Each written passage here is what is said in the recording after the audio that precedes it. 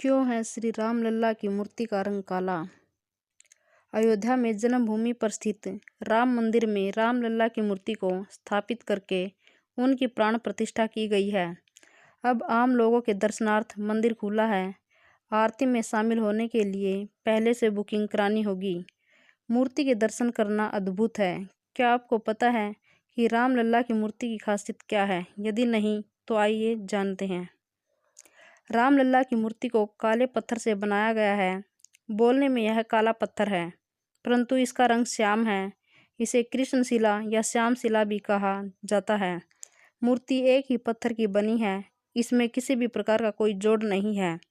भगवान श्री राम का रंग मेघश्याम की तरह था, यानी काले बादलों की तरह है। मीडिया रिपोर्ट के अनुसार मैसूर के मूर्तिकार अरुण योगीराज द्वारा तराशी गई 51 इंच की मूर्ति को 3 अरब साल पुरानी चट्टान से बनाया गया है। नीले रंग की इस चट्टान को मैसूर के HD कोटे तालुका में जयपुरा होबली में गुज्जेगोदानपुरा से खुदाई करके प्राप्त की गई थी। यह 1 महीन से मध्यम दाने वाली आसमानी नीली मेटामॉर्फिक चट्टान है। इसकी चिकनी सतह की बनावट के कारण इसे सोप स्टोन भी कहते हैं। इस मूर्ति पर चाहे कितना भी दूध या जल से अभिषेक किया जाए, चंदन या रोली लगाई जाए, परंतु इस मूर्ति पर इसका कोई प्रभाव नहीं होना, क्योंकि यह मूर्ति जलरोधी है। किसी भी मौसम का इस मूर्ति पर कोई असर नहीं होता है। मूर्ति हजारों वर्षों तक सुरक्षित रहेगी।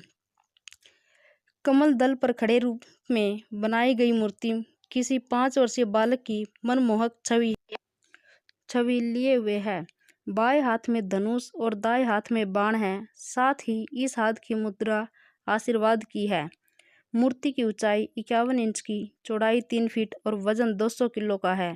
घुंघराले बाल है और मस्तक पर सूर्य के समान वैष्णव तिलक है।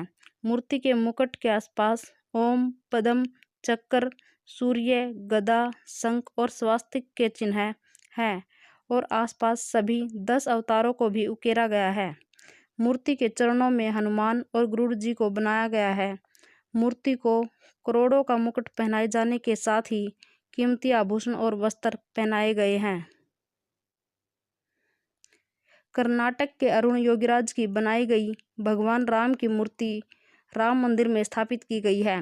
योगीराज ने कहा कि गर्भगृह के बाहर तक उनकी मूर्ति की छवि अलग थी, लेकिन जैसे ही मूर्ति को गर्भगृह में प्रवेश कराया गया, अचानक ही उसकी आभा ही बदल गई।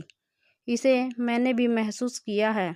मैंने गर्भगृह में अपने साथ मौजूद लोगों को भी इस संबंध में कहा था कि यह दैवीय चमत्कार है या कुछ और, लेकिन मूर्ति में बदलाव हो गया था। मैं किन भावनाओं से गुजरा यह शब्दों में बयान नहीं कर सकता।